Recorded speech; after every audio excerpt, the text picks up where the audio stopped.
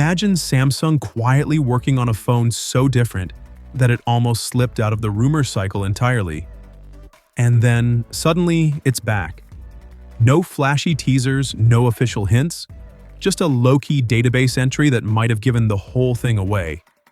According to a fresh update from SmartPre, Samsung's rumored wide Galaxy Z Fold 8 has popped up again, this time hiding in the GSMA IMEI database.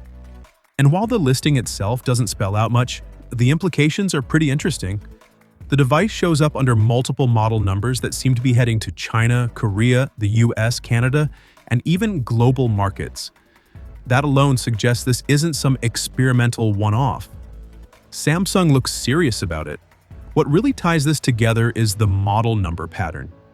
Variants of SM-F971 show up in the database, which lines up perfectly with earlier leaks tied to this so-called wide fold. This isn't even the first time it's happened either. Late last year, the same model number surfaced, kicking off speculation that Samsung was working on a second fold alongside the main one. The big idea here is the display. Instead of going taller like most foldables, this one is rumored to go wider. Think closer to an 18:18 aspect ratio on the inside. That would mean a display that feels more like a compact tablet when unfolded, with more horizontal space for multitasking, videos, and productivity, rather than just stretching things vertically.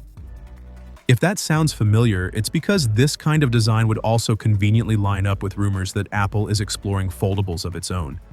And if all of this turns out to be true, Samsung's summer lineup could be stacked. We're talking Galaxy Z Flip 8, the regular Galaxy Z Fold 8, and then this new wide Fold 8 sitting alongside them as a third option. Personally, I find the timing really interesting. Not long ago, there were reports saying Samsung wants to lean more heavily into the Fold lineup, even increasing production compared to the Flip. The Fold 7 did surprisingly well, and honestly, I get it. That phone was tempting. I was genuinely torn between it and the Galaxy S25 Ultra, which isn't something I say lightly.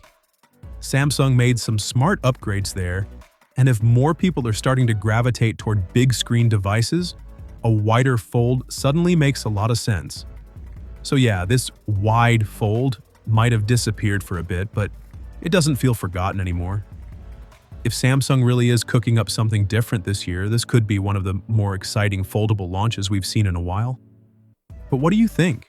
Is a wider Galaxy Z Fold something you'd actually want, or is Samsung just overcomplicating things?